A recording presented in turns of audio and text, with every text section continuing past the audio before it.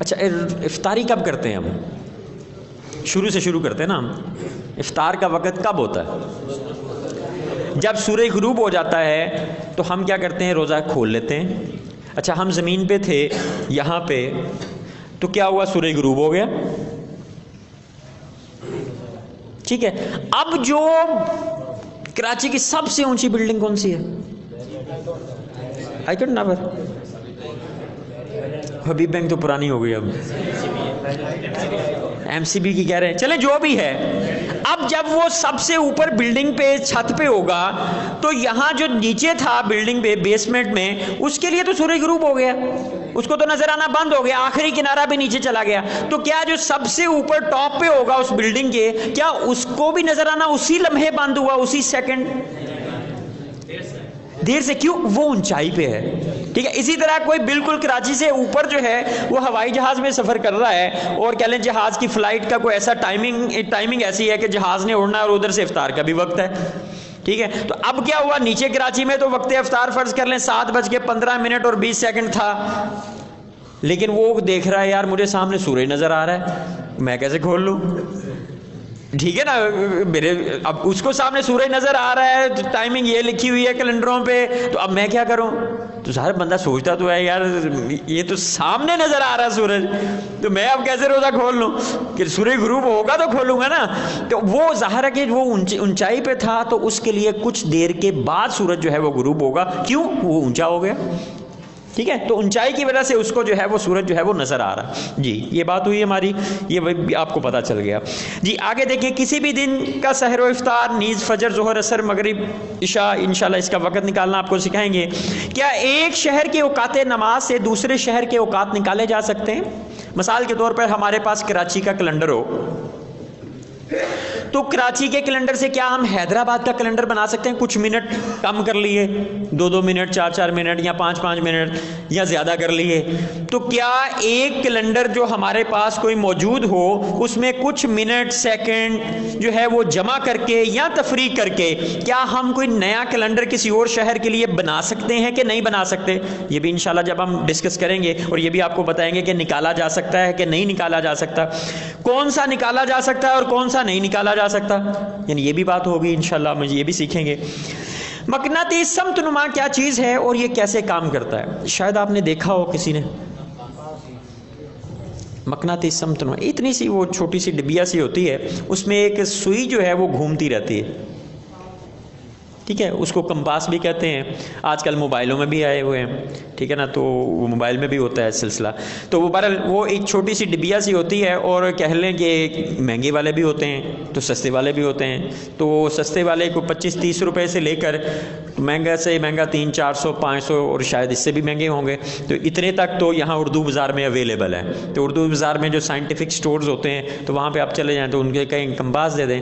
یا اسکول کی لیبارٹریز وغیرہ میں شاید آپ نے پریکٹیکل کیا ہو، اس کا میٹرک میں سائنس میں ہوتا ہے میرا خیال کہ وہ مقناطیس کے ذریعے کرواتے ہیں، مقناطیس رکھ کے ساتھ میں. تو ہمارے دور میں تو ہوتا تھا، اب شاید پتہ نہیں ہوتا کہ نہیں ہوتا. اچھا ایسا نہیں ہوتا. تو ہم نے میٹرک میں کیا تھا برل. تو وہ کمپاس کے ذریعے کیا ہوتا ہے، ہمیں پتہ چلتا ہے کہ مشرق کس طرف ہے، مشرق کس طرف ہے، مغرب کس طرف ہے، شمال کس طرف ہے، جنوب کس طرف ہے. تو اس کے ذریعے ہم پتہ کر لیتے ہیں. تو وہ انشاءاللہ جب اس پہ یہ کیسے کام کرتا ہے یہ اس پہ بات کریں گے ہم انشاءاللہ. بغیر کمپاس کے مشرق و مغرب کیسے معلوم کیے جاتے ہیں؟ اچھا وہ ڈبیا سے تو ہم ظاہر ہے وہ ڈبیا سامنے ہے، وہ ہمیں بتا دے کہ مشرق اس طرف ہے، مغرب اس طرف ہے، شمال ادھر ہے، جنوب ادھر ہے. اگر وہ نہ ہو تو اب کیا کریں؟ آپ کسی ایسی جگہ پہ ہیں کہ آپ کو پتہ ہی نہیں مشرق کس طرف ہے، مغرب کدھر ہے، شمال کس طرف ہے، جنوب کس طرف ہے. تو اب کیا کریں گے؟ یہ بھی طریقہ انشاءاللہ آپ کو بتائیں گے کہ یہ کیسے معلوم کریں گے. سورج کی مدد سے سمت قبلہ کیسے معلوم کی جائے گی؟ سورج کے ذریعے بھی ہم سمت قبلہ معلوم کر سکتے ہیں. پھر دنیا کے کسی بھی شہر کے لیے ہمیں پتہ کرنا ہو کہ اس شہر والے کس طرف منہ کر کے نماز پڑھیں گے. مثلا ہم یہاں پہ ہیں تو ہمیں کیسے پتہ چلا کہ خانہ کعبہ اس طرف ہی ہے؟ تو میں علم توقید کی اہمیت بیان کرتے ہوئے بتاتا ہوتا ہوں کہ اگر کوئی صاحب آ کے یہ کہیں کہ یار آپ کی یہ مسجد جو ہے نا یہ قبلہ رخ نہیں بنی ہوئی، وہ قبلہ اصل میں نا اس طرف کو ہے. سمجھ میں آئی بات کی میری؟ اگر وہ کوئی صاحب، یا آپ اپنے ذہن میں سوال اٹھا لیں کہ یار قبلہ ادھر نہیں، یار اس طرف کو ہے، اگر کوئی کہے ہمیں تو اس کو جواب دینے کے لیے ہمارے پاس کیا کوئی بات ہے؟ ہم یہی کہہ سکتے ہیں نہیں یار یہ ٹھیک بنی ہوئی ہے، یعنی سوائے ضد ہٹ درمی نہیں یار یہ ٹھیک بنی ہوئی ہے، نہیں یار یہ جامعہ نعیمیہ کی مسجد ہے، یہ بھلا کیسے غلط ہو سکتی ہے؟ کچھ سمجھ میں آئی میری بات؟ یعنی آپ کوئی دلیل پیش کریں نا، کوئی بات کریں، کوئی حسابات دیں، کوئی کیلکول، کوئی کتاب پیش کریں، کوئی طریقہ کار بتائیں کہ سمت آپ کو کیسے پتہ چلا کہ خانہ کعبہ ادھر ہی ہے؟ ہو سکتا ہے ادھر نہ ہو سکتا ہے اس طرف ہو سکتا ہے اس طرف کو، یعنی ہمیں کیسے پتہ چلتا ہے کہ خانہ کعبہ جو ہے وہ اس طرف ہی ہے؟ ٹھیک ہے، تو یہ آپ کو سیکھنا چاہیے، یہ بہت اہم چیز ہے۔ ٹھیک ہے، تو آگے چلتے ہیں۔ خانہ کعبہ کی چھت، گھر اور مسجد کے لیے سمت قبلہ کیسے چیک کریں گے؟ یعنی ہم کیسے چیک کریں گے کہ خانہ کعبہ جو ہے وہ کس طرف ہے، اور پھر صف کا نشان وغیرہ کیسے لگائیں گے، یہ آپ کو بتائیں گے۔ خانہ کعبہ کی چھت پر اور مڑتی ہوئی ٹرین میں کس رخ منہ کر کے نماز پڑھیں گے، یہ انشاءاللہ اس کے اوپر بحث ہوگی۔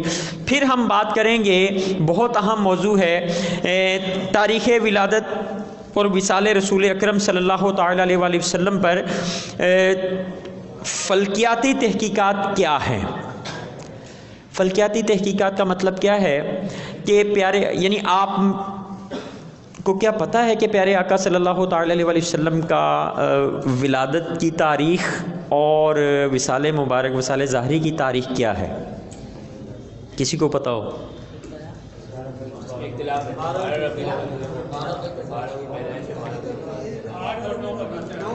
کچھ 9 بتا رہے ہیں، کچھ 8 بتا رہے ہیں۔ پہلے تو ولادت پہ بات کر لیتے ہیں نا۔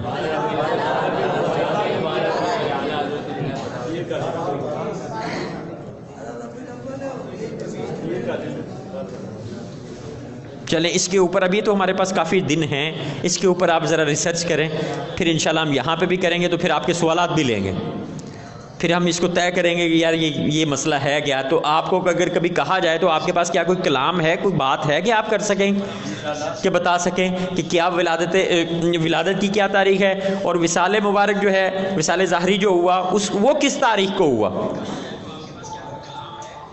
کسی کو پتہ؟ وہ بھی یہی تاریخ ہے، وہ بھی کہہ رہے 12 ربیع الاول ہے۔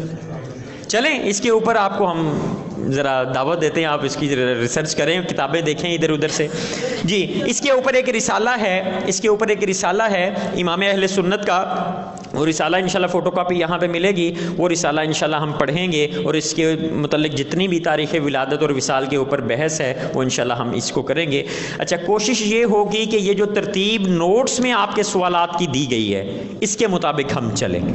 تو اس میں اگر آپ دیکھیں گے تو آج پہلے جو ہیں 5 سوالات جو ہیں وہ انشاءاللہ ہماری کوشش ہوگی کہ ان کے جوابات جو ہیں وہ آج کی اس نشست میں ہم کریں۔ تو کل کے جو ہمارے رہ گئی تھیں کچھ چیزیں، ان کے اوپر ہم بات کرتے ہیں۔ کل کا ہمارا موضوع ایک یہ بھی تھا کہ علم توقیت کے جو علماء اکرام ہیں، علماء توقیت جو ہیں، جو کہ اس فن میں منجھے ہوئے مستند علماء مانے جاتے ہیں، وہ کون کون سے ہیں اور ان کے نام کیا ہیں۔ تو سب سے پہلے جو نام آتا ہے علم توقیت کے علماء میں، وہ آتا ہے ماضی قریب کے جو ہیں۔ سب سے پہلا آتا ہے امام احمد رضا خان علیہ رحمۃ الرحمن۔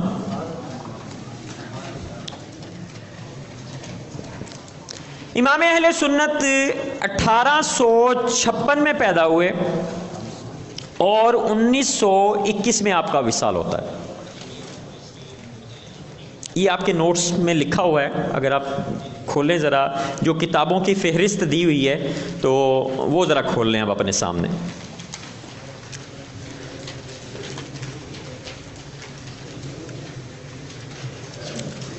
سب سے پہلے نام آتا ہے امام اہل سنت امام احمد رضا خان علیہ رحمۃ الرحمن کا۔ امام اہل سنت نے تقریباً 1000 کتابیں لکھی،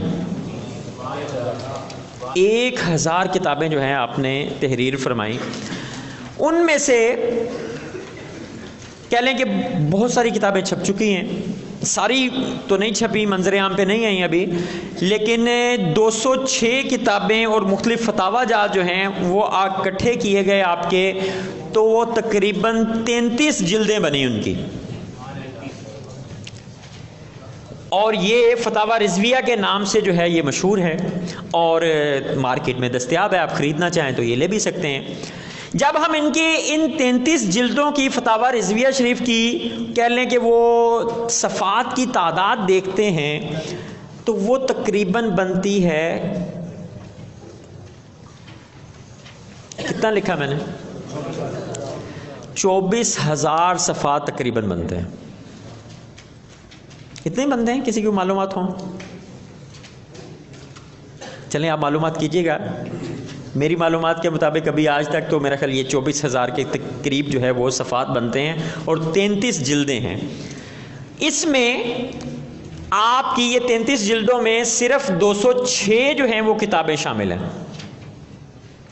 فتاوی جات اور 206 کتابیں۔ اگر یہی ایوریج دیکھیں ہم اور آپ کی جو ٹوٹل 1000 کتابیں ہیں وہ سب کی سب منظر عام پہ آ جائیں تو اندازاً کتنے صفحات بن جائیں گے؟ اگر اوسطاً ہم یہی لے لیں، کہہ رہے 1.25 لاکھ تقریباً بن جائیں گے۔ 1 لاکھ تو بن ہی جائیں گے نا تقریباً۔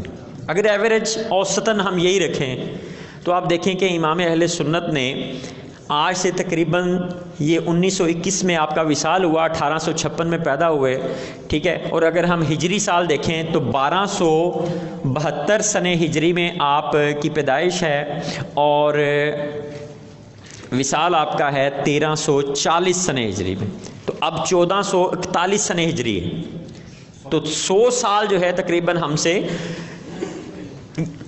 وصال کو ہو چکا ہے امام اہل سنت کا۔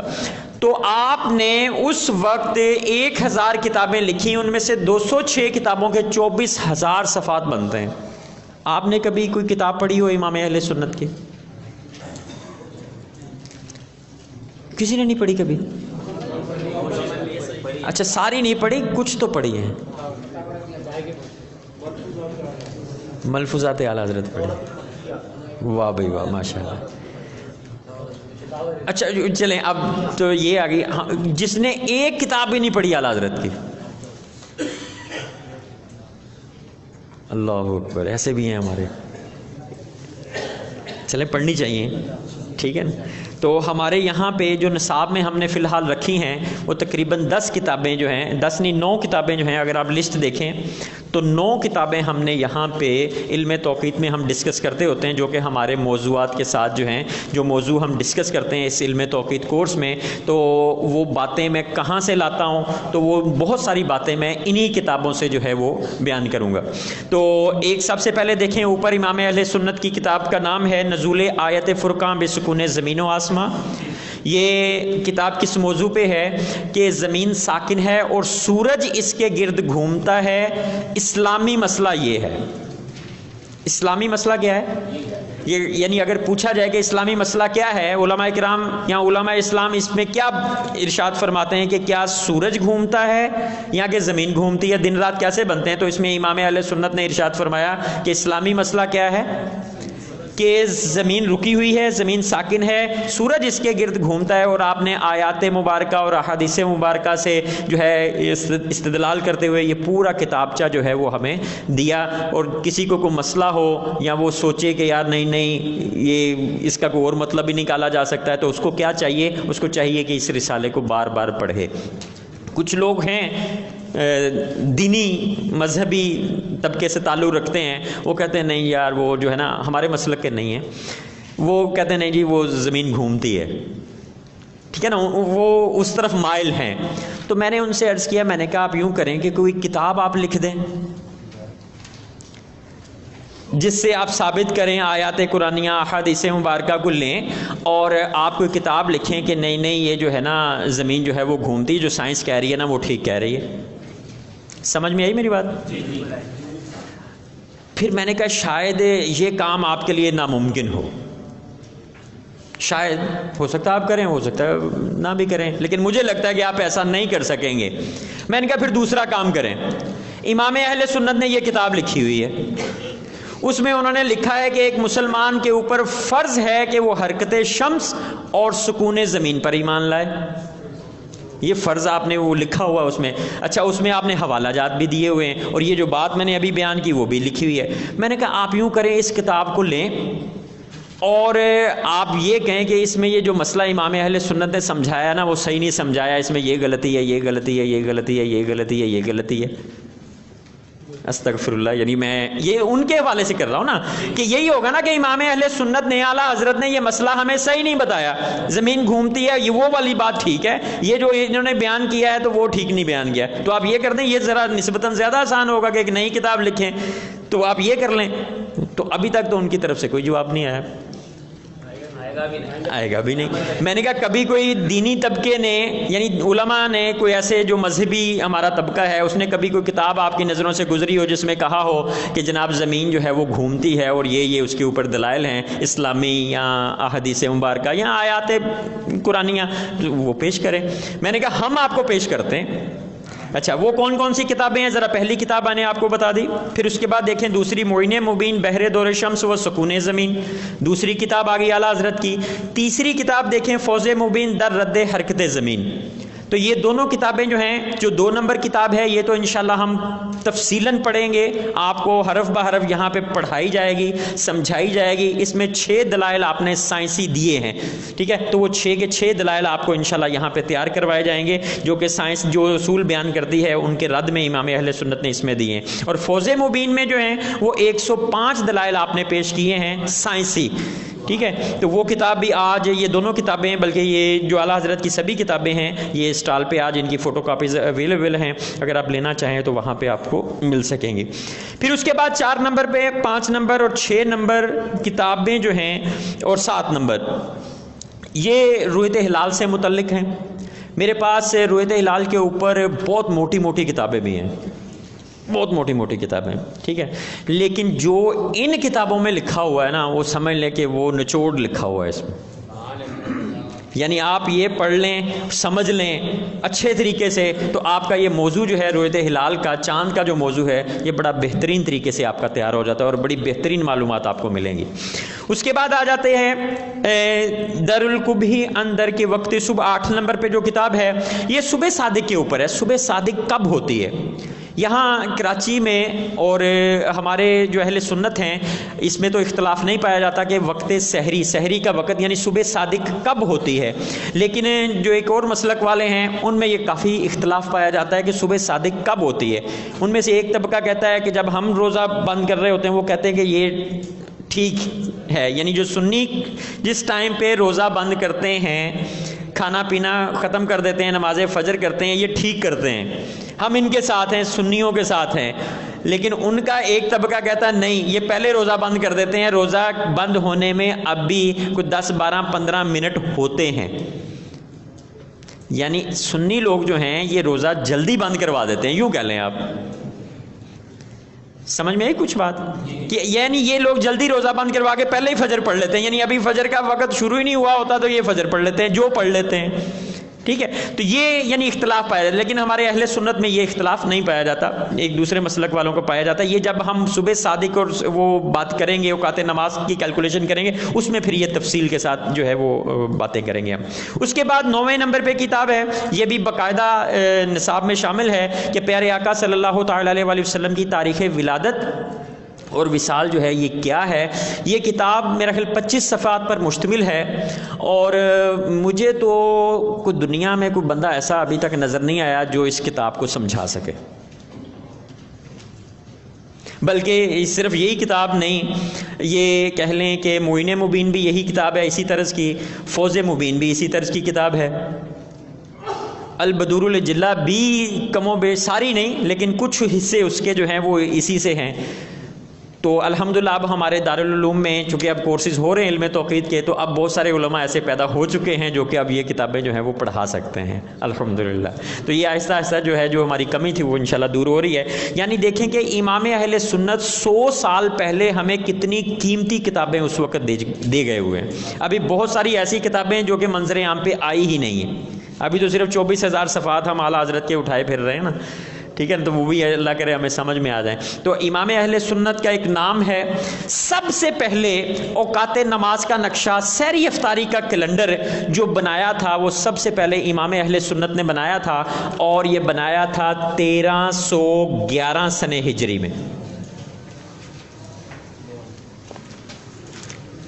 1311 سنہ ہجری میں سحری افطاری کا کیلنڈر سب سے پہلے، جو یہ گھڑیاں آج کل ہم استعمال کرتے ہیں نا، ان گھڑیوں کے مطابق نمازوں کے اوقات یعنی سحری افطاری کا کیلنڈر جو ہے وہ سب سے پہلے امام اہل سنت نے بنایا تھا سن 1311 سنہ ہجری میں۔ یہ میری ابھی تک کی معلومات ہیں، اگر کسی کے پاس کوئی اور معلومات ہو کہ نہیں اس سے پہلے بھی کسی اور شخص نے جو ہے وہ فلاں سن میں پہلا سحری افطاری کا کیلنڈر بنایا تھا یا نمازوں کے اوقات کا کیلنڈر، تو وہ مجھے ضرور بتائیں تاکہ ہم اپنی معلومات کو درست کریں، ٹھیک ہے نا۔ ہماری ابھی تک کی معلومات کے مطابق یہ جو کیلنڈر سحری افطاری کے کیلنڈر جو چھپتے ہیں، سب سے پہلے کس نے بنایا تھا؟ سب سے پہلے امام احمد رضا خان علیہ رحمۃ الرحمان نے 1311 سنہ ہجری میں کیلنڈر بنایا تھا۔ اچھا، پھر اس کے بعد کیا ہوا؟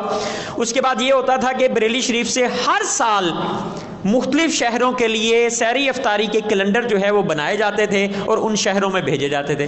مثال کے طور پہ لاہور کے بنا کے بھیج دیے، کراچی کے بنا کے بھیج دیے، انڈیا کے یعنی جو بہت سارے مختلف شہروں میں ہر سال رمضان المبارک کے کیلنڈر بنا کر پھر جو ہے وہ مختلف شہروں میں بھیجے جاتے تھے مفت۔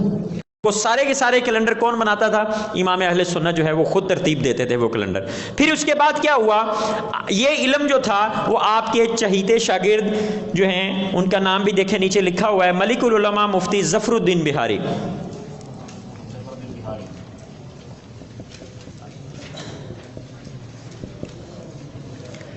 انہوں نے یہ علم سیکھ لیا آپ سے، تو اعلیٰ حضرت کا علم توقیت میں جو فن تھا، اور بھی علوم میں آپ بڑے زبردست مفتی تھے، لیکن یہ علم توقیت میں خاص ان کا نام تھا۔ تو جتنے یہ علم توقیت جو تھا یہ اعلیٰ حضرت سے آپ نے سیکھا، اور 1325 سنہ ہجری 1325 سنہ ہجری سے پھر جو کیلنڈر بننے شروع ہوئے بریلی شریف سے، وہ سارے کے سارے جو ہے وہ مفتی ظفر الدین بہاری علیہ رحمہ جو ہے وہ بناتے تھے، پھر وہ جو ہے وہ جاری ہوتے تھے۔ اچھا، اب یہ کام ہر سال ہمیں کرنا پڑتا، یعنی ان کو ہر سال کیلنڈر بنتے۔ اب ہر سال کیوں بنائے جاتے یا کیوں ضرورت محسوس ہوتی؟ اس کی وجہ یہ ہے کہ رمضان المبارک جو ہے وہ شمسی تاریخیں جو ہیں وہ تبدیل ہو جاتی ہیں، 10 دن کا فرق آ رہا ہوتا ہے۔ ایسا ہوتا کہ نہیں ہوتا؟ یعنی 10 دن کا فرق آ گیا، رمضان المبارک جو ہے مختلف تاریخوں میں آ رہا ہوتا ہے۔ 20 دن تو آپ اس کیلنڈر کو استعمال کر لیں گے، لیکن باقی 10 دن کا کیا کریں گے آپ کہ سحری کا وقت کتنے بجے ختم ہو رہا ہے اور افطاری کا کتنے بجے شروع ہو رہا ہے، یہ کیسے پتہ چلے گا ہمیں؟ تو یہ ہر سال پھر جو ہے وہ نئے کیلنڈر بنانے پڑتے ہیں۔ آپ دیکھیں 1311 سنہ ہجری، پھر 1325، اور پھر یہ سلسلہ چلتا رہا، تو ظاہر ہے کہ بندہ دیکھتا ہے یار یہ ہر سال اتنا وقت ہمارا کیلنڈر بنانے پہ لگ جاتا ہے اور اتنے شہروں کے لیے بنانے، اور پھر یہ سارا، تو پھر آپ نے کیا کیا؟ آپ نے سالانہ کیلنڈر بنایا۔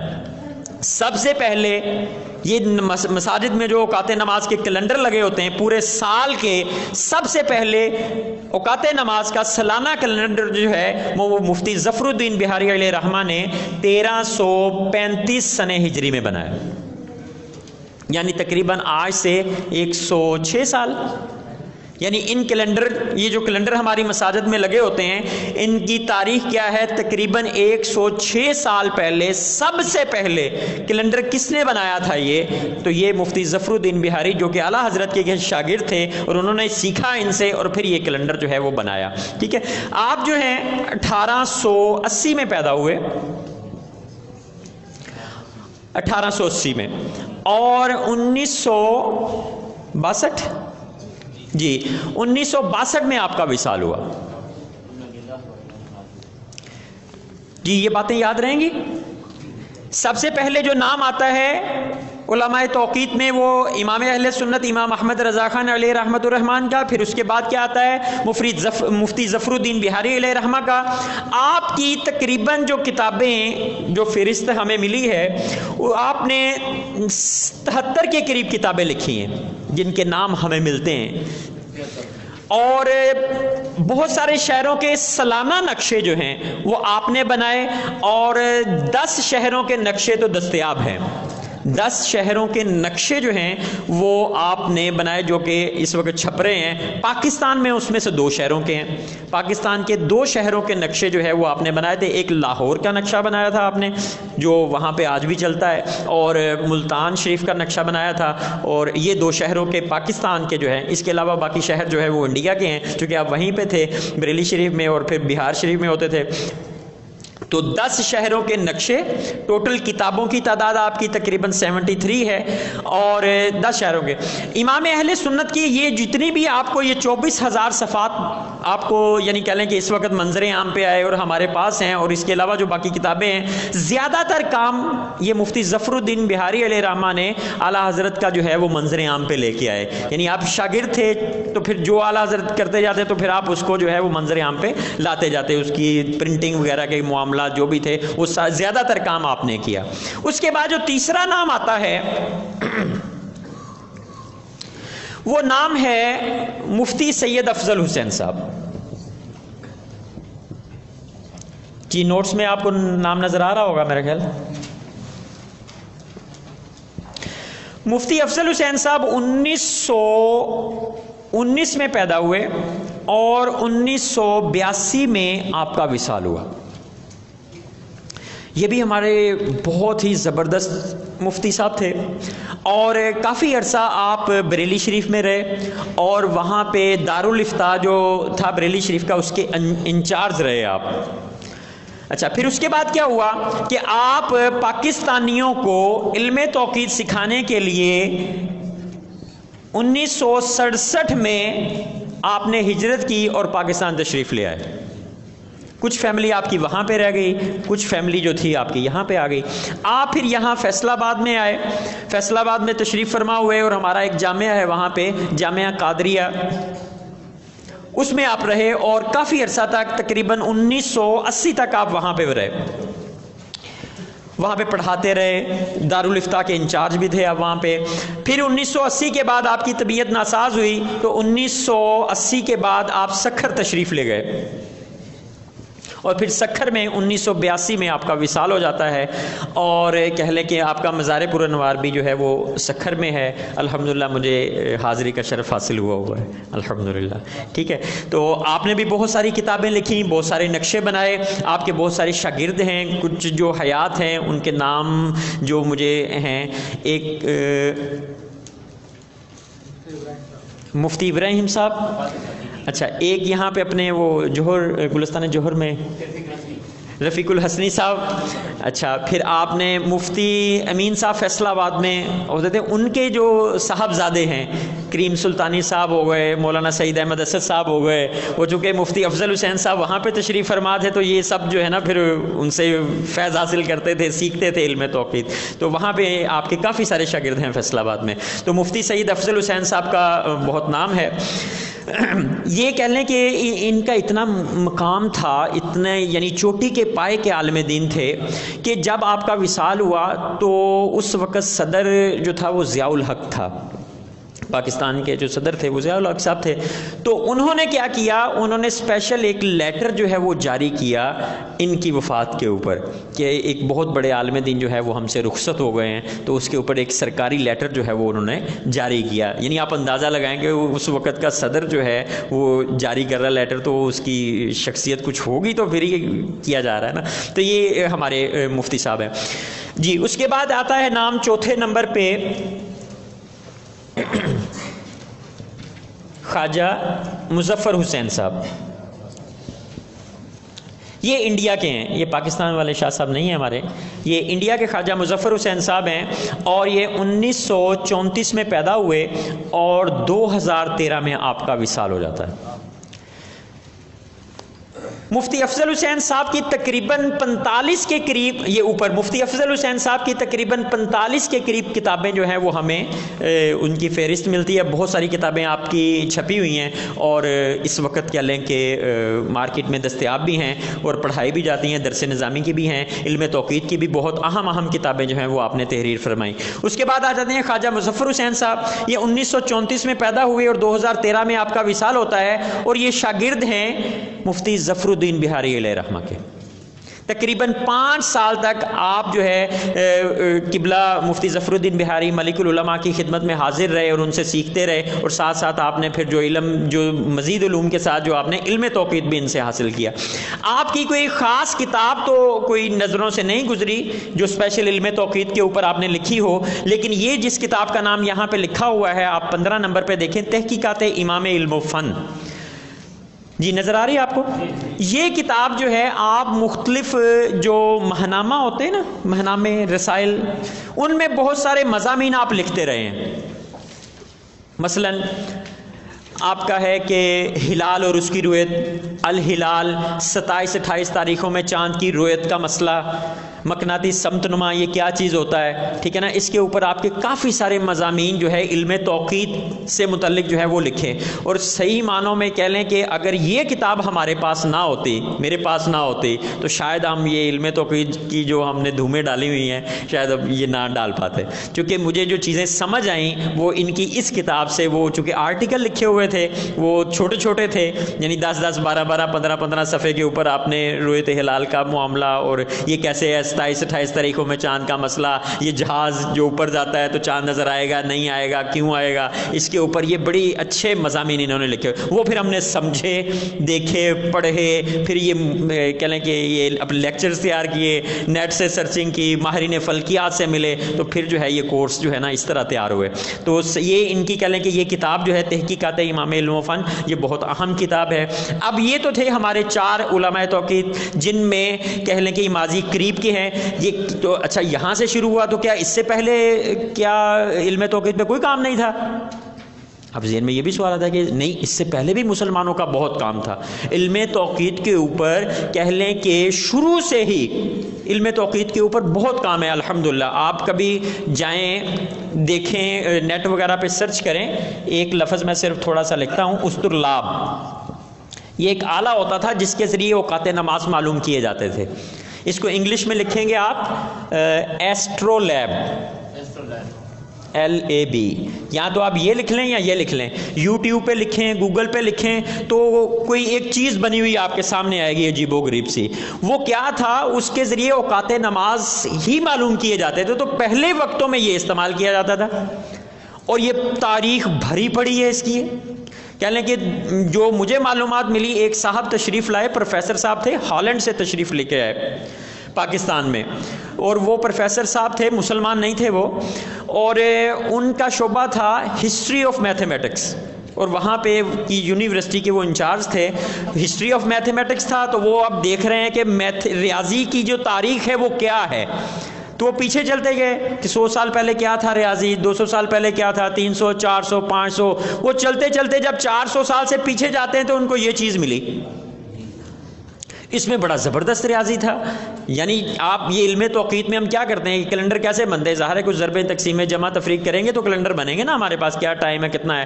تو اس میں بھی یہ آلہ بنا ہوا تھا، اور بڑا زبردست کہہ لیں کہ وہ آلہ بنا ہوا تھا جس کے ذریعے ہم سال میں کسی بھی وقت جو ہے وہ دن کتنا بڑا ہوگا، چھوٹا ہوگا، سورج کہاں ہوگا، ستارے کہاں ہوں گے، کون سا ستارہ کہاں نظر آئے گا، کب نظر آئے گا، وہ جلدی غروب ہوگا، دیر سے غروب ہوگا، کس وقت غروب ہوگا، وہ ساری معلومات اس یہ جو چیز ہوتی تھی، جو آلہ ہوتا تھا، جو ڈیوائس ہوتی تھی، اسے پتہ چل جاتا تھا. وہ کہتے یار اتنا زبردست. پھر انہوں نے کتابیں دیکھنی شروع کی. تو وہ فرما رہے تھے، ان کی نشستیں یہاں کراچی میں بھی ایک نشست ہوئی تھی، لاہور میں بھی ہوئی تھی.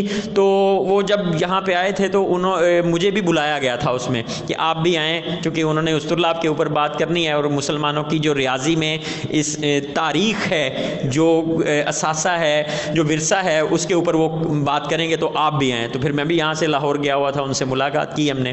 تو وہ بتا رہے تھے کہ 2 صدی ہجری میں جو کتابیں ہمیں ملی ہیں، وہ کہہ لیں کہ ان میں جو ریاضی ہے وہ آج بھی جو ہے وہ ٹھیک ہے. یعنی ایک ہوتا نا کہ یار وہ اس وقت تھے، ان کے پاس وہ سہولتیں نہیں تھیں، وہ انہوں نے بس اس وقت کے مطابق وہ ٹھیک تھیں، یعنی اس وقت کے مطابق وہ کتابیں زبردست تھیں یوں کہہ لیں آپ. لیکن اب ظاہر زمانے نے ترقی کی، آہستہ آہستہ کوئی چینجنگ آئی. نہیں، وہ کہتے ہیں کہ جو اس وقت انہوں نے ریاضی پہ جو کام کیا ہوا تھا وہ آج بھی وہ ٹھیک ہے. لیکن یہ ہے کہ مزید اچھا ہو گیا ہے. لیکن یہ ہے کہ وہ یعنی وہ اتنے ماہر تھے کہ ہم آج بھی جو ہے ان کی کتابوں سے جو ہے وہ فائدہ حاصل کرتے. تو وہ ایک درد لے کے آئے تھے کہ مسلمانوں کا جو ہے علم فلکیات پہ اور علم ریاضی میں جو میں نے اپنی PhD کی ہے، اس میں نے یہ سارا کھنگال ڈالا ہے. تو یہ بہت زیادہ مواد جو ہے وہ آپ کا پڑا ہوا ہے. تو آپ اس کو لیں اور اس کے اوپر کام کریں اور آپ لوگ آگے بڑھیں.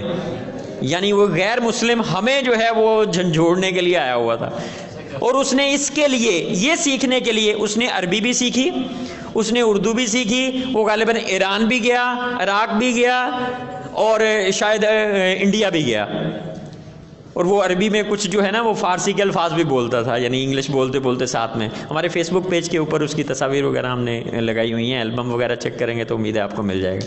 تو کہہ لیں کہ یہ اب سے نہیں ہے، یہ الحمدللہ علم توقیت کے اوپر شروع سے الحمدللہ مسلمانوں کا کام ہے.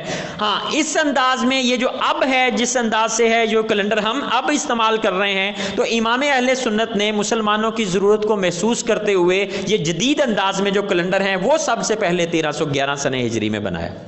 پھر وہاں سے سلسلہ چلتا چلتا آج ہمارے پاس یہ کیلنڈر جو ہیں وہ موجود ہیں. اب بہت اہم سوال جو ہے وہ مجھ سے یہ بھی کیا جاتا ہے، بار بار پوچھا جاتا ہے کہ علم توقیت کی سب سے اہم کتاب کون سی ہے؟ یعنی کوئی کتاب ہمیں ایسی بتا دیں کہ اگر ہم اس کو دیکھ لیں، سیکھ لیں، سمجھ لیں، اس پہ عبور حاصل کر لیں تو ہم ماہر توقیت بن جائیں. تو میں ان کو بتاتا ہوتا ہوں کہ یہ 11 نمبر پہ جو کتاب لکھی ہوئی ہے توضیح التوقیت، آپ اس کو پکڑ لیں، اس کو سیکھیں، اس کو سمجھیں، اس پہ عبور حاصل کریں، تو جس دن آپ کو اس کتاب کے اوپر عبور حاصل ہو جائے اور آپ سمجھیں کہ اس کو حرف حرف جو ہے اس کا مجھے سمجھ آ گئی ہے، پتہ چل گیا، کوئی بھی اس سے مجھ سے سوال کیا جائے تو میں اس کا جواب دے سکتا ہوں، یا یہ کتاب مجھے پڑھانی پڑے تو میں پڑھا سکتا ہوں، تو وہ جو ہے وہ سمجھ لے وہ ماہر توقیت ہے. یہ کتاب ہے کیا؟ یہ کتاب ملک العلماء مفتی ظفر الدین بہاری علیہ رحمہ اس کتاب میں لکھتے ہیں کہ اعلیٰ حضرت سے جو کچھ میں نے سیکھا اس حوالے سے، اوقات نماز کے نقشے اور سمت قبلہ معلوم کرنے کے حوالے سے جو کچھ میں نے اعلیٰ حضرت سے لکھا وہ سارے کا سارا میں نے اس کتاب میں لکھ دیا.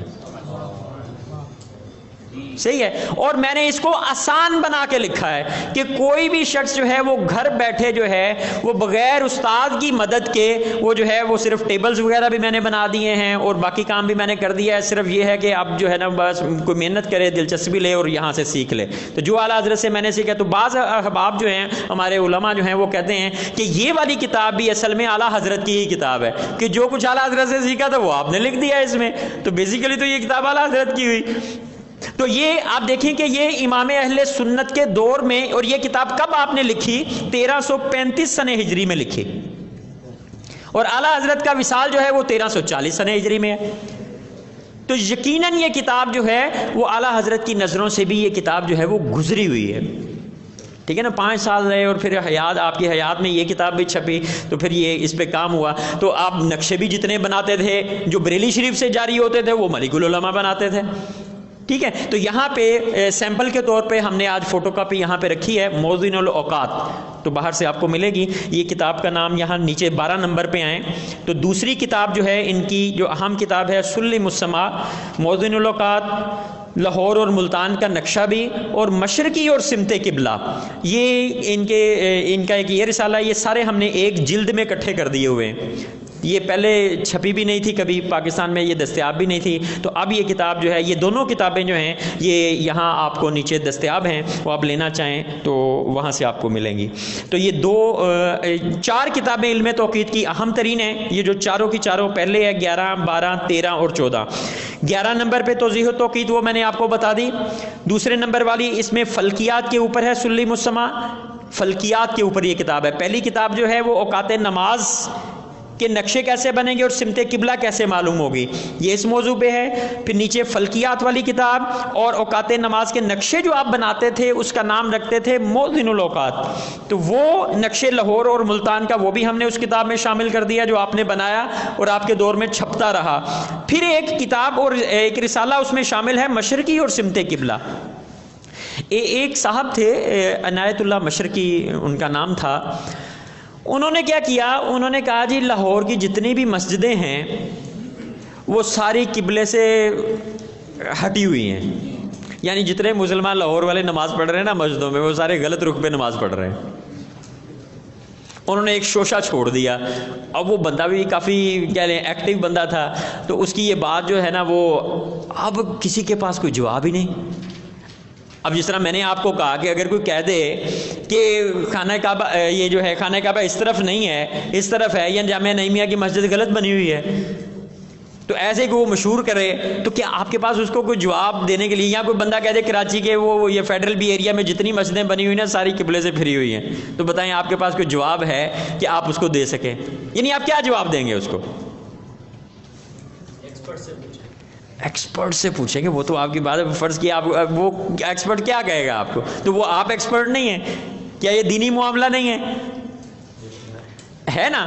تو اس وقت کیا ہوا کہ یہ جو تھا مشرقی، اس نے کیا کیا، اس نے یہی کام کیا، تو جب اس نے یہ کام کیا تو پھر اس کے جواب دینے والا آپ کو ملے نا، تو پھر ملک العلماء نے جواب دیا کہ یہ صاحب جو ہیں وہ ان کو یہ بھی نہیں پتا، یہ بھی نہیں، وہ جو مضمون لکھا تھا اس نے، پھر آپ نے اس کے جواب میں یہ کتاب لکھی مشرقی اور سمت قبلہ، یہ تقریباً 21 صفحات کے اوپر مشتمل ہے، وہ بھی ہم نے اس میں ڈال دیا ہوا ہے اسی کتاب میں، چونکہ چند صفحات ہے تو پھر آپ کی 3-4 کتابیں کٹھی کر کے ایک جلد بنا دی، تو یہ ہمارے پاس ملک العلماء کی علم توقیت کے اوپر جو کتابیں دستیاب ہیں وہ یہ 2 جلدوں میں آپ کے پاس ملیں گی۔ اسی طرح 13 نمبر پہ توضیح الافلاق اور ہدایت التقویم، فلکیات کے اوپر یہ مفتی افضل حسین صاحب کی کتاب ہے، مفتی افضل حسین صاحب کا تعارف میں پہلے کروا چکا ہوں، تو یہ فلکیات کی تیسری جو ہے علم توقیت کی اہم کتابوں میں سے یہ ہے۔ توضیح الافلاق میں تو فلکیات کی بحث ہے، ہدایت التقویم کتاب میں ہجری سے عیسوی نکالنے کے طریقے ہیں، اس کے بعد 14ویں کتاب جو ہے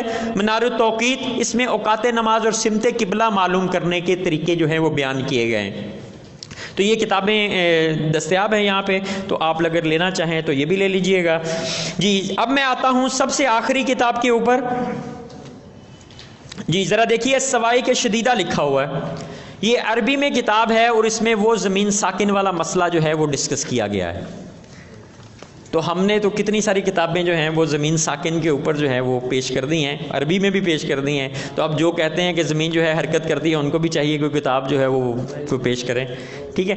اب ہم آگے چلتے ہیں، ہمارا آج کا موضوع دن اور رات کیسے بنتے ہیں، بڑے اور چھوٹے کیسے ہوتے ہیں، اس کے اوپر ہم ذرا بات کرتے ہیں۔ یہ دیکھیے ذرا، یہ ہمارا زمین کا ماڈل ہے، نظر آ رہا ہے آپ کو؟ ہماری زمین ایسے ہے،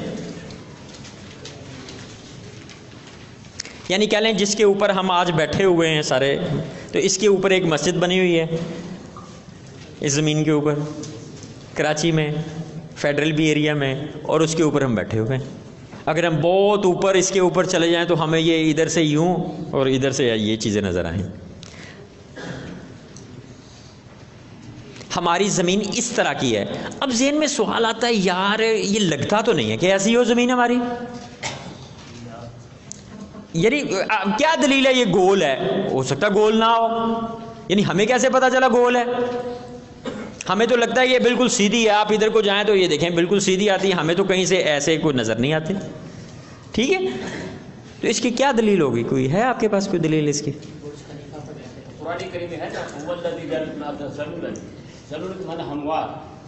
ہاں، وہ کہتے ہیں یہ بھی دلیل آ گئی ہموار ہے، اس کا جواب جو ہے ملک العلماء نے دیا ہوا اپنی کتاب میں، اس سے تو ہموار ثابت ہو رہی ہے نا، وہ گول تو ثابت نہیں ہو رہی۔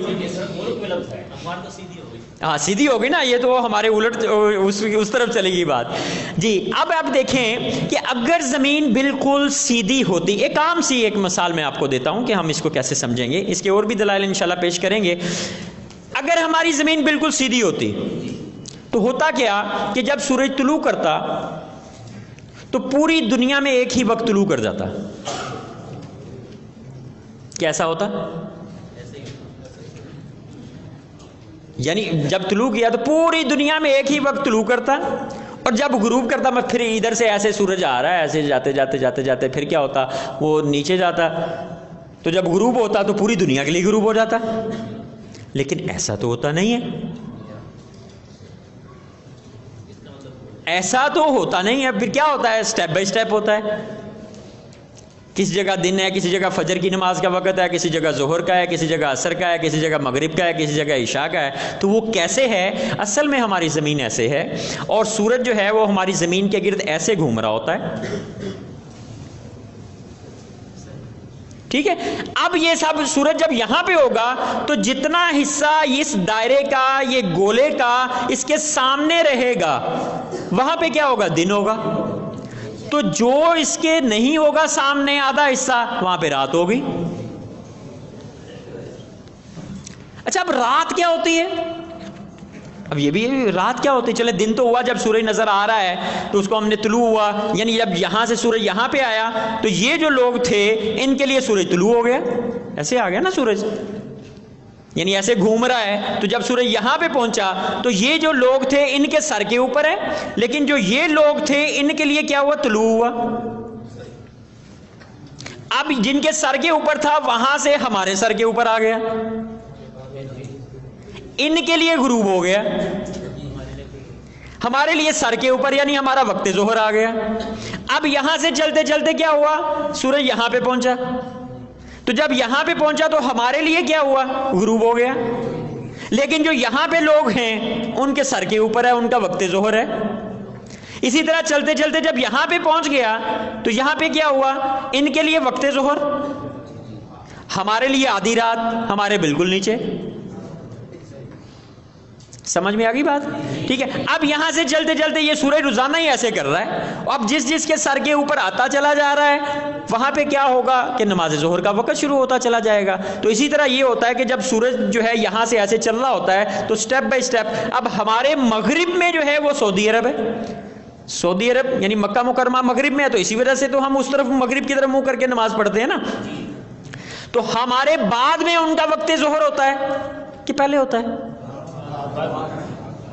دیکھ لیجئے گا, 2 گھنٹے بعد ہوتا ہے. اچھا, اس کا مطلب کیا ہوا کہ جو سورج ہے یہ مشرق سے مغرب کو جاتا ہے, پہلے ہمارے سر کے اوپر آیا, پھر جو ہے وہ مکہ مکرمہ میں گیا, وہاں پہ ان کے لوگوں کے سر کے اوپر آیا. ہمارا پہلے وقت ظہر شروع ہوا, پھر ان کا ہوا. تو ہم سے 5 گھنٹے کے بعد انگلینڈ میں جاتا ہے, ان کا وقت ظہر 5 گھنٹے کے بعد ہوتا ہے. اس کا مطلب ہے کہ پھر وہاں 5 گھنٹے کے بعد پہنچا, یعنی ایسے گھوم رہا ہے, پھر وہاں پہ چلا گیا. پھر کیا ہوا؟ چلتے چلتے 10 گھنٹے کے بعد سورج یہاں پہ, تو امریکہ آ گیا. ہم سے 10 گھنٹے کے بعد نماز ظہر کا وقت امریکہ میں شروع ہوگا, تو وہاں پہ آ گیا. اچھا, اب یہ ذہن میں آتا ہے کہ یار یہ رات کیا ہوتی ہے؟ رات کہاں سے آ جاتی ہے؟ تو رات جو ہوتی ہے یہ اصل میں زمین کا سایہ ہوتا ہے. بھئی رات کہاں سے آنی ہے؟ رات کیا چیز ہے؟ اندھیرا کہاں سے, یعنی اندھیرا کیسے بن جاتا ہے؟ سورج تو دیکھیں نا کتنی روشنی دن کے وقت میں ہمیں دے رہا ہوتا ہے, یہ تو دے ہی رہا ہے. ٹھیک ہے, یہ تو پوری دنیا کو جہاں تک اس کی روشنی جا رہی ہے وہ تو جا ہی رہی ہے. تو ہمارے ہاں یہ جو رات آ گئی یہ کہاں سے آ گئی؟ تو سورج چلتے چلتے جب یہاں پہ آیا تو یہ جو سایہ بنا زمین کا یہ اصل میں وہ ہے. تو رات جو ہے وہ اصل میں زمین کے سائے کی وجہ سے بن رہی ہوتی ہے. ٹھیک ہے, یعنی ایکچوئل رات ہم کیا کہیں گے؟ رات جو ہے وہ زمین کا سایہ ہے.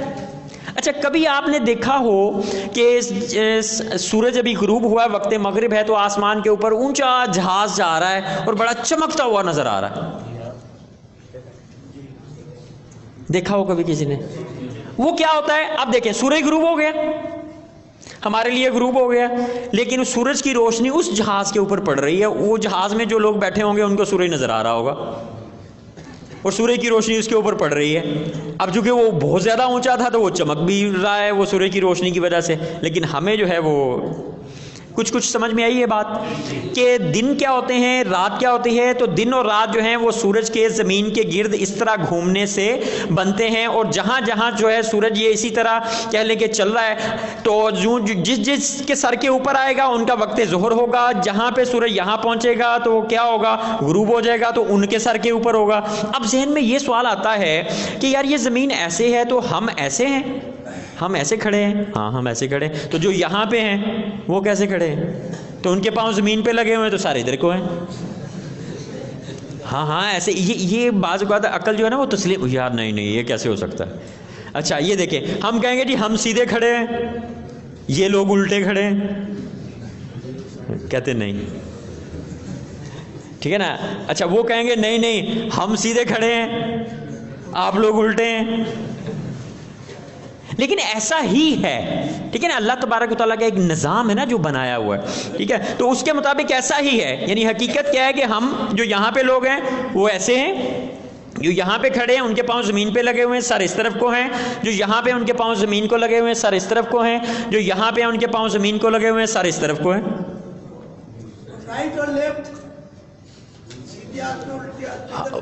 ان کے کیا بنے گا یار؟ یہ بھی سوچنے والی بات ہے کہ جو یہاں پہ ہوں گے یا ادھر ہوں گے وہ کیسے ہوں گے؟ ان کے ایسے کر لیتے سارے. جی ان کے بھی ایسے ہی ہیں کہ پاؤں زمین کی طرف اور سر اس طرف کو، پاؤں زمین کی طرف سر اس طرف کو، یعنی پوری یہ بالکل یہ ایک ماڈل ہے۔ تو بتاتے ہیں، سانس لیں۔ ہاں کہہ رہے ہیں آسمان بھی گول گھما ہوا ہے، یہ بھی اچھا سوال ہے۔ جی آسمان کے اوپر جو ہے سب سے پہلے ہم سورج اور دن اور رات کی باتیں کر رہے تھے، تو پہلے ہم سٹیپ بائی سٹیپ چلتے ہیں ذرا۔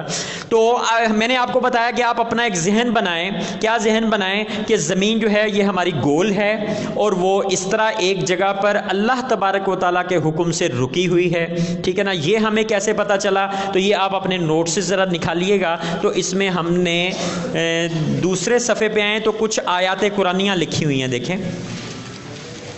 زمین و آسمان ساکن ہیں اور سورج متحرک کے متعلق آیات قرآنیاں، یہ تقریباً 20 کے قریب ہم نے لکھی ہوئی ہیں۔ تو اس میں سب سے پہلی دیکھیں ذرا کیا لکھا ہوا ہے، بے شک اللہ روکے ہوئے ہیں آسمانوں اور زمین کو کہ جنبش نہ کریں، اور اگر وہ ہٹ جائیں تو انہیں کون روکے اللہ کے سوا، بے شک وہ حلم والا بخشنے والا ہے۔ تو قرآن پاک کیا ارشاد فرما رہا ہے کہ اللہ تبارک و تعالیٰ روکے ہوئے ہے کس کو؟ آسمانوں کو اور زمین کو۔ اب ہم اس کو گھماتے جاتے ہیں، یعنی جو گھماتے ہیں یا جو وہ نظریہ رکھتے ہیں، ہاں کہتے ہیں زمینیں بھی۔ یہ سوالات اصل میں ہم اگر بیچ میں لیں گے نا تو پھر ہم وہ سوالوں کی طرف چلے جائیں گے، تو سوالات ہم لیکچر کے بعد میں، ٹھیک ہے، وہ پھر موضوع یہ جو ہے نا وہ مکمل نہیں ہو سکے گا۔ جی ذرا جلدی جلدی، جی یہ دیکھیں میں نے آپ کو بتایا کہ سورج جو ہے وہ زمین کے گرد جو ہے وہ ایسے گھومتا ہے۔ سورج کا جو ہے، اچھا یہ ہمارے جو موضوعات ہیں جتنے سوالات لکھے ہوئے ہیں، یہ بنیادی طور پر 4 موضوعات ہوں گے اس میں۔ ایک ہوگا زمین ساکن ہے یا نہیں ساکن ہے، دوسرا موضوع ہمارا ہوگا رؤیت ہلال کا، رؤیت ہلال چاند کے اوپر بحث کریں گے۔ پھر تیسرا موضوع ہوگا اوقات نماز، اوقات نماز کیسے کیلکولیٹ کیے، اور چوتھا موضوع ہوگا سمت قبلہ ہمارا۔ تو یہ 4 موضوعات ہوں گے، اور ان 4 موضوعات کو اگر آپ تیار کرنا چاہتے ہیں تو اس کے لیے 4 چیزوں کی معلومات آپ کو ہونی چاہیے، لازمی طور پر 4 چیزوں کی معلومات آپ کو ہونی چاہیے۔ کون کون سی 4 چیزیں؟ ایک تو آپ کو سورج کی معلومات ہونی چاہیے، سورج کیا ہے، کتنا بڑا ہے، کیسے گھومتا ہے، کیسے آتا ہے، کیا کرتا ہے، کہاں نظر آئے گا، کہاں نظر نہیں آئے گا، نظر آئے گا تو کیوں آئے گا، نہیں آئے گا تو کیوں نہیں آئے گا، یعنی سورج کی معلومات کریں نا۔ یہ ویسے بھی ضروری ہے، کیوں؟ ہمارے اوقات نماز فرض عبادت کا معاملہ سورج کے ساتھ ہے اور آپ کو سورج کا پتہ ہی نہیں ہے، ٹھیک ہے، سمجھ میں آئی بات؟ تو سورج کی معلومات آپ کریں، کہاں سے کریں؟ جہاں سے بھی آپ کا دل کرتا کریں۔ قرآن پاک کو دیکھیں، سورج کے بارے میں کیا ارشاد فرماتا ہے، احادیث مبارکہ دیکھیں، دینی کتابیں دیکھیں، پھر آپ سائنسی کتابیں دیکھیں، ادھر ادھر جہاں سے سورج کی معلومات ملتی ہے آپ لیں تو صحیح نا، جہاں سے بھی ملے، کوئی اپلیکیشنز لکھیں، گوگل کریں، جو بھی کریں، تو سورج کی معلومات حاصل کریں۔ دوسری چیز چاند، اس کے ساتھ بھی ہماری فرض عبادات کا تعلق ہے، اسلامی مہینے ہیں ہمارے اور ہمیں چاند کا پتہ ہی نہیں ہے، چاند کتنا بڑا ہے، چھوٹا ہے، کتنا لمبا ہے، چوڑا ہے، کب نظر آتا ہے، نہیں آتا ہے تو کیوں آتا ہے، نہیں آتا کیوں نہیں آتا، کہاں نظر آئے گا، کہاں نظر نہیں آئے گا، آئے گا تو کیوں آئے گا، نہیں آئے گا کیوں نہیں آئے گا، یعنی جو بھی چاند کے بارے میں آپ کو معلومات ہونی چاہیے، چونکہ اس سے ہماری عبادات کا معاملہ ہے تو ہمیں اس کی معلومات ہونی چاہیے، ٹھیک ہے۔ تو چاند کی معلومات کہاں سے حاصل کریں؟ تو جہاں سے دل کرے حاصل کریں، ٹھیک ہے نا، تو ہر جگہ سے حاصل کریں، کیونکہ ہم نے اس کو سیکھنا ہے، تو سیکھیں کہاں سے؟ تو جہاں سے مرضی سیکھیں آپ۔ کچھ سوالات آپ کے ذہن میں ہیں، ان کو سمجھنے کی کوشش کریں، مجھ سے پوچھیں، ٹھیک ہے نا، مجھے آتا ہوگا جواب دے دوں گا، نہیں تو میں پھر کہیں سے ڈھونڈ لیں گے ہم اس کا جواب، کوئی مسئلہ نہیں ہے، کیونکہ میرا بھی شوق ہے کہ یار ان باتوں کا ہمیں پتہ ہونا چاہیے۔ تیسری چیز، زمین کے بارے میں آپ کو پتہ ہونا چاہیے، یہ ہماری زمین کتنی بڑی ہے، چھوٹی ہے، کون سا ملک کہاں پہ ہے، کون سا کہاں پہ نہیں ہے، دنیا کا نقشہ آپ کو یہاں پہ جو نوٹسز آپ کو دیے ہوئے ہیں اس میں ہم نے دنیا کا نقشہ دیا ہوا ہے۔ اب ذہن میں یہ آتا ہے کہ دنیا آپ ایسے ہی بتا رہے ہیں، وہاں آپ نے سیدھا نقشہ دے دیا ہے نقشہ دنیا کا، ذرا دیکھیں، بڑا خوبصورت سا نظر آ رہا ہوگا کہیں نہ کہیں آپ کو۔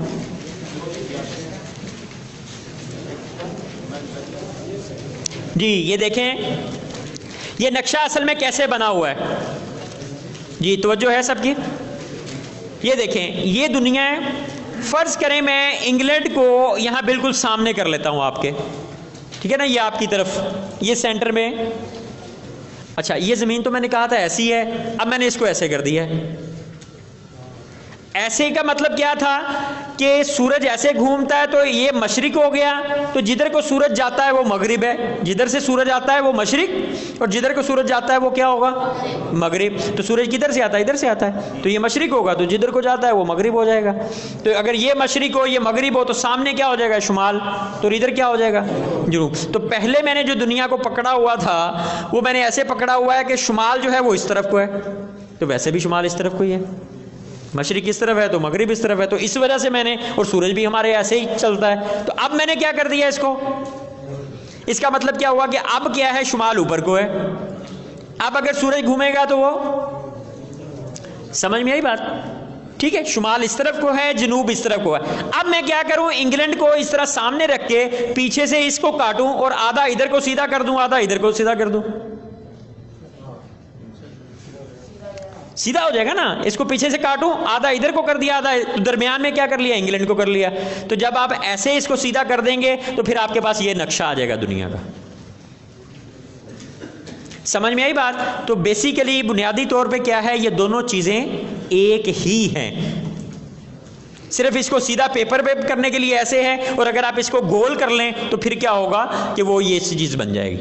ٹھیک ہے جی. یہ بات آئی ہمارے پاس کہ دن اور رات جو ہے وہ کیسے بنتے. میں نے آپ کو بتایا کہ 4 چیزوں کی معلومات آپ کو ضروری ہے. اب تھوڑی سی بات اور کرتے ہیں کہ سورج ہم سے کتنی دور ہے. سورج ہم سے 15 کروڑ کلومیٹر کے فاصلے پہ ہے. کتنے فاصلے پہ ہے؟ 15 کروڑ کلومیٹر کے فاصلے پہ جو ہے وہ سورج ہے ہم سے. اچھا یہ 15 کروڑ کلومیٹر کے فاصلے پہ ہے، تو سورج کتنا بڑا ہے؟ فاصلہ تو آپ نے بتا دیا. تو سورج کا یہ بھی بتا دیں کہ یہ زمین سے بڑا ہے کہ چھوٹا ہے. جی کسی کو پتا ہو کہ زمین سے چھوٹا ہے کہ بڑا ہے؟ ارے بڑا ہے. کتنا کا بڑا ہے؟ کہتے ہیں زمین سے بڑا ہے. 2 گنا بڑا ہے، 3 گنا بڑا ہے، 4 گنا، 1 لاکھ گنا. کہہ رہے 1 لاکھ گنا، 12 گنا کہہ رہے ہیں، 4 گنا. کہتے 13 لاکھ گنا بڑا ہے. اس سے کوئی لمبی چھوڑے. جی واقعی ایسا ہے. جو ابھی تک کی معلومات ہیں وہ کیا ہیں کہ 13 لاکھ زمینیں آپ لیں اس طرح کی، کتنی؟ ان کو شاپر میں ڈال لیں تو وہ جتنا بڑا شاپر بن جائے گا نا آپ کے پاس، وہ ایک سورج ہوگا. یعنی آپ 13 لاکھ، یار آپ یار عقل میں نہیں آ رہی یار کیسے بات. تو اس کا ایک اور کر لیتے ہیں. آپ نے نان کھایا ہو کبھی؟ نان کھایا کبھی؟ اس کے اوپر تل لگے ہوتے ہیں، لگے ہوتے تل. آپ سمجھ لیں کہ وہ بالکل گول ہیں، فرض کر لیں اس سمجھنے کے لیے. اچھا اب آپ کیا کریں، کوئی آدھا کلو یا پاؤ وہ تل لے لیں. ان کو گلنے کتنے ہیں؟ اب مثلا فرض کیا کوئی 700-800 یا 1000 تل وہ بنتے ہیں. اب وہ اتنے کے بن گئے نا.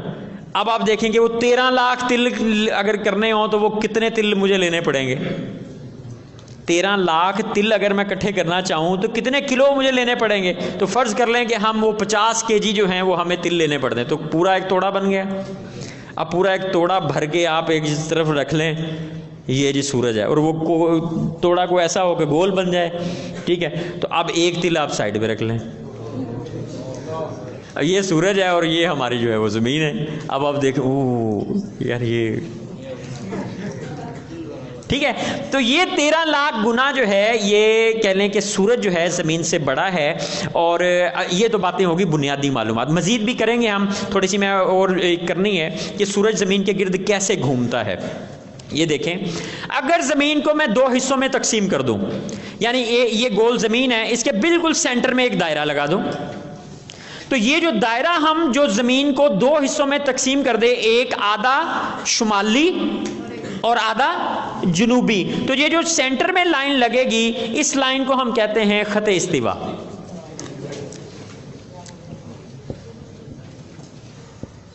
انگلش میں اس کو کہتے ہیں ایکویٹر.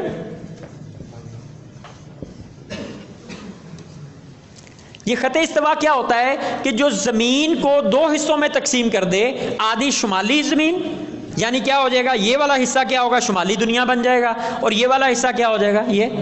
اب میں یہاں پہ کھڑا ہوں، سورج ادھر سے آتا ہے ادھر کو جاتا ہے، تو یہ جو دنیا ہوگی میری اس طرف کو، یہ شمالی دنیا ہوگی، تو جو اس طرف ہوگی وہ کیا ہوگی، جنوبی دنیا ہوگی. تو اگر یہ تو میں ہوں نا یہاں پہ، تو بالفرض میں خط استوا پہ کھڑا ہوں، تو یہ جو آدھی دنیا ادھر بنے گی یہ شمالی دنیا کہلائے گی، کہ جو آدھی دنیا اس طرف ہوگی وہ کیا کہلائے گی، وہ جنوبی دنیا کہلائے گی. اب سورج ہماری زمین کے گرد کیسے گھومتا ہے ذرا غور کریں. 21 مارچ کو سورج جو ہے یہ خط استوا کے اوپر سے گزرتا ہے، یعنی ایک لمحے کے لیے گزرتا ہے، اور پھر کیا کرتا ہے، وہ ایسے آتا آتا آتا آتا بالکل خط استوا کے اوپر. خط استوا کیا چیز ہے ابھی میں نے بتائی آپ کو، ایکویٹر. خط استوا جو زمین کو 2 حصوں میں برابر حصوں میں تقسیم کر دے، اس کو ہم کیا کہتے ہیں، خط استوا. تو بالکل سینٹر سے یہ گزرتا ہے کس تاریخ کو، 21 مارچ کو.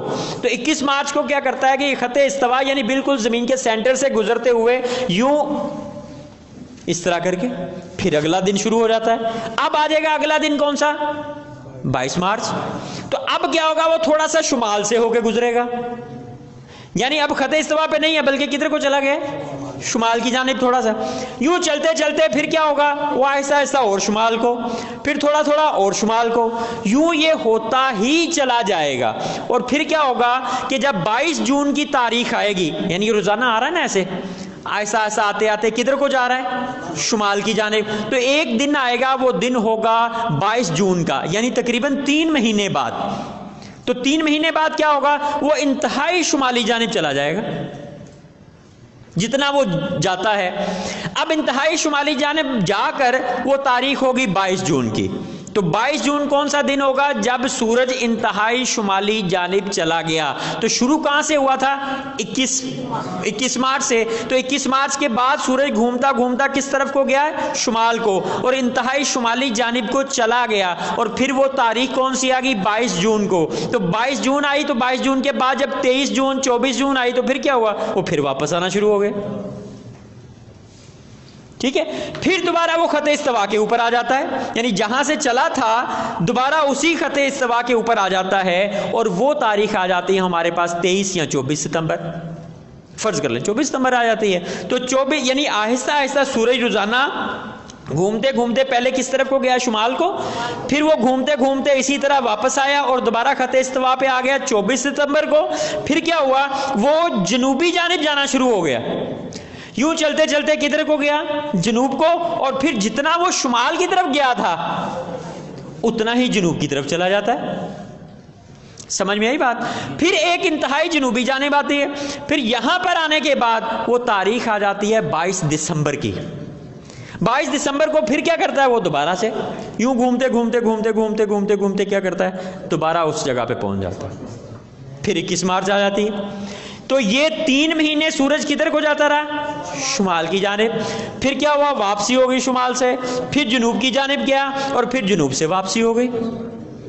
اب کیا ہوتا ہے کہ جو یہ والی دنیا ہے، شمالی دنیا، تو جب 21 مارچ کے بعد سورج شمالی دنیا کی طرف رہتا ہے تو یہاں پہ گرمیاں رہتی ہیں، چونکہ سورج ان کے اوپر ہے، ان کے اوپر گھوم رہا ہے ہر وقت انہی کے اوپر. یعنی اس کو یوں سمجھیں کہ یہاں پہ ہو تو سورج یوں گھوم رہا ہے، تو یہ آدھے جو اس طرف بیٹھے ہوئے ہیں ان کی طرف ایسے سورج گھوم رہا ہے، تو ادھر گرمیاں رہیں گی. تو اب یہ جو ادھر بیٹھے ہوئے تھے ان سے تو دور ہو گیا نا. تو اب کیا ہوا، تو کہ ادھر سردیاں رہیں گی، ادھر گرمیاں رہیں گی. پھر جب یہ گھومتے گھومتے دوبارہ اس طرف والے دنیا میں چلا گیا تو کیا ہوگا، ادھر گرمیاں آ جائیں گی کیونکہ سورج ان کی طرف چلا گیا ہے، تو ادھر سردیاں آ جائیں گی. سمجھ میں آئی. یعنی جس طرف سورج ہوگا دنیا میں اس طرف کیا ہوگی، گرمیاں ہوگی، اور جس طرف نہیں ہوگا وہاں کیا ہوگی، سردیاں ہوگی. کچھ بات سمجھ میں آئی. اچھا، اب ہم جو کراچی میں ہیں، ہم خط استوا سے شمالی جانب ہیں. شمالی جانب میں تو ہوتا کیا ہے کہ 21 مارچ کے بعد سورج ہماری طرف آتا ہے. جب ہماری طرف آتا ہے تو گرمیاں شروع ہو جاتی ہیں ہمارے. لیکن جو دوسری دنیا ہے ادھر سردیاں شروع ہوں گی. ٹھیک ہے. اب یہ سورج جب آتا جائے گا تو ہمارے قریب آتا اسی وجہ سے 22 جون کو ہمارے سخت جو ہے یہاں پہ گرمی پڑ رہی ہوتی ہے، چونکہ سورج زیادہ سے زیادہ ہمارے قریب آ چکا ہوتا ہے. اچھا جو دوسری طرف ملک ہوں گے، اچھا دوسری طرف کون سے ہوں گے؟ وہ نقشے میں آپ دیکھیں گے تو جو نیچے والا آدھا حصہ ہے، تو وہ یہاں پہ جتنے ملک ہے وہاں پہ جب ہمارے ہاں سخت گرمی پڑ رہی ہے وہاں سخت سردی پڑ رہی ہے. ٹھیک ہے، کچھ بات سمجھ میں آ رہی ہے؟ ٹھیک ہے کہ سردیاں اور گرمیاں کیوں آتی ہیں؟ تو جس سورج اصل میں کیا کرتا ہے کہ 21 مارچ کو خط استوا کے اوپر سے گزرتا ہے، پھر اس کے بعد شمالی جانب جاتا ہے، جب تک شمالی جانب رہتا ہے تو شمالی دنیا میں گرمیاں رہتی ہیں، اور پھر کیا ہوتا ہے گھومتا گھومتا دوبارہ جو ہے وہ 24 ستمبر کو خط استوا کے اوپر آ جاتا ہے، پھر دن اور رات برابر ہوتے ہیں، پھر اس کے بعد کیا ہوتا ہے کہ یہ آہستہ آہستہ جنوبی جانب جاتا ہے، تو جس طرف کو سورج جاتا ہے ادھر کیا ہوتا ہے گرمیاں ہوتی ہیں، اور جدھر نہیں ہوتا ادھر سردیاں ہوتی ہیں. اچھا اب آپ دیکھیں ایک اور چیز نوٹ کریں، کیا سورج روزانہ ایک ہی جگہ سے طلوع کرتا ہے؟ تو ایک جگہ سے تو طلوع نہیں کر رہا، یہ تو کبھی ادھر کو کبھی ادھر کو، کبھی یہاں سے کبھی یہاں سے کبھی یہاں سے کبھی یہاں سے، روزانہ بدل بدل کے کر رہا ہے. کچھ ہے سمجھ میں بات؟ ٹھیک ہے، تو یہ جو روزانہ بدل بدل کے سورج جو ہے وہ طلوع کر رہا ہے، تو دیکھیں کتنی مشرقیں بن گئی، ایک مشرق آج کی، ایک کل کی، ایک پرسوں کی، ایک ادھر، یعنی کہہ لیں کہ روزانہ 21 مارچ کے بعد سے لے کر روزانہ اپنی جگہ بدل بدل کے طلوع کر رہا ہے، اور پھر ادھر کو جاتے جائیں تو پھر ادھر، تو یعنی روزانہ ہی سورج اپنا جو ہے وہ بدل بدل کے جو ہے وہ مختلف جگہوں سے، کہہ لیں اس کو آپ دوسرے لفظوں میں کہیں کہ جہاں سے ایگزیکٹ 21 مارچ کو طلوع کرتا ہے وہ سمجھ لیں کہ عین مشرق ہے 21 مارچ والی جو ہے، اور 21 مارچ کو جہاں غروب ہو رہا ہے وہ کہہ لیں گے عین مغرب ہے، یعنی جس کو ہم مشرق مغرب کہتے ہیں وہ 21 مارچ والی ہو گئی. ٹھیک ہے، اور جو اس کے علاوہ ہیں وہ چونکہ شمالی جانب ہوگا تو وہ مزید آ گئی. پھر اسی طرح ہمارے ہاں جو آتا ہے کہ مشرقین اور مغربین، تو میں اس کو جو سمجھتا ہوں وہ یہ ہے کہ انتہائی شمالی مشرق جہاں سے 22 جون کو طلوع کرتا ہے، ایک یہ والی آ گئی، اور جہاں سے 22 دسمبر کو طلوع کرتا ہے، یہ دو آ گئی. تو ہے نا ہمارے پاس دو، ایک انتہائی شمالی جہاں سے 22 جون کو اور جہاں سے 22 دسمبر کو طلوع کیا، یہ وہ انتہائی آ گئی. اور پھر غروب میں بھی آ جائیں، جب ادھر سے نکلے گا تو ادھر کوئی غروب ہوگا، تو شمالی مغرب انتہائی کب 22 جون والی، اور پھر 22 دسمبر والی. ٹھیک ہے، تو یہ مشرقین اور مشارق یہ آپ کو سمجھ آ گئی. اچھا آج کا ہمارا اور موضوع تھا سردیاں اور گرمیاں بھی ہو گئے، دن بڑے اور چھوٹے ہیں، یہ تھوڑا سا رہ گیا. ٹھیک ہے، تو چونکہ ہمارا ٹائم پورا ہو چکا ہوا ہے تو اس وجہ سے جو ہے میں باقی باتیں ہم کل کو کریں گے. کچھ اعلانات ہیں وہ ذرا آپ سماعت فرما لیں. آپ کے نمبرز جو ہیں وہ تو میں نے سب کے سیو کر لیے ہوئے ہیں جو آپ نے کل دیے تھے. اب آپ نے پتہ نہیں میرا نمبر سیو کیا ہے کہ نہیں کیا. کن کن کو میسج آج میرا نہیں آیا؟ جن کو نہیں آیا ہاں واٹس ایپ کیے ہیں، لیکن میں کرتا ہوتا ہوں براڈ کاسٹ میسج، تو وہ اگر آپ میرا نمبر سیو نہیں کریں گے تو پھر جو ہے وہ میرا واٹس ایپ جو ہے وہ آپ کو نہیں آئے گا. تو اس میں آپ کو میں نے بہت ساری چیزیں بھیجنی ہیں، کچھ تصاویر بھیجیں گے، کوئی لنک بھیجیں گے، کوئی اور بھی جو بھی کوئی اپلیکیشنز آپ کو کہیں گے کہ یہ دیکھیں، کچھ ویڈیوز کلپ آپ کو بھیجنے ہیں. تو اگر آپ میرا نمبر سیو نہیں کریں گے تو آپ تک وہ چیزیں جو ہیں وہ نہیں آئیں گی. نمبر 1. نمبر 2 بات، ریکارڈنگ کی اجازت ہے یہاں پہ نا. اگر آپ ریکارڈنگ کرنا چاہیں، اپنا موبائل لگانا چاہیں، کچھ جو ہے لائیو چلانا چاہیں تو بالکل آپ کو اجازت ہے، ہماری طرف سے منع نہیں ہے. ٹھیک ہے، اور یہ ہے کہ ہماری تعداد جو ہے وہ ابھی میں نے قبلہ مفتی صاحب سے تقریب تقسیم اسناد کا ٹائم لینا ہے، تو میں چاہ رہا تھا کہ اگر آپ ایک دو ساتھیوں کو اور لے آئیں تو ہماری تعداد کافی جو ہے نا وہ اچھی بن جائے گی. مفتی صاحب مزید خوش ہو جائیں گے. ابھی بھی امید ہے خوش ہو چکے ہوں گے، لیکن یہ ہے کہ میں ابھی ان سے ملا نہیں، تو میں چاہ رہا تھا کہ ہم جو ہے وہ ان سے ٹائم لیں. تو ذرا اگر آپ نئے ساتھی جو آنا چاہتے ہیں یا آپ ان کو لائیں تو کل کا دن ہے، پھر سبق جو ہے وہ آگے چلا جائے گا، پھر وہ پچھلی باتیں نہیں ہوں گی تو پھر جو ہے وہ مسئلہ بنے گا. تو میں آپ سے عرض کروں گا کہ کوشش کریں ایک دو ساتھیوں کو آپ جو ہے وہ لازمی لے کر آئیں. تھیوری کا کام جو تھا، جو لکھنے پڑھنے والا تھا، وہ آج کا تھا. اب یہ جو جس طرح سمجھنے سمجھانے والا چیزیں ہیں نا، یہ اب شروع ہوں گی اور یہ تیزی سے چلیں گی، چونکہ ہم نے کام بہت زیادہ کرنا ہے. پہلے ہفتے کا مطلب پہلے 5 دن جو ہیں اس میں ہم فلکیات کو کور کر لیں گے، یعنی فلکیات کی جو بنیادی چیزیں ہیں وہ ہم ساری باتیں ڈسکس کر چکے ہوں گے. پھر جو اگلے 5 دن آئیں گے اس میں ہم رویت ہلال اور زمین ساکن ہے والا مسئلہ ڈسکس کر چکے ہوں گے. یعنی جب 10واں دن ہوگا تو آپ قمری کیلنڈر بنانا سیکھ چکے ہوں گے اور آج دوسرا دن گزر گیا. ٹھیک ہے، یعنی اتنی تیزی سے کام ہوگا.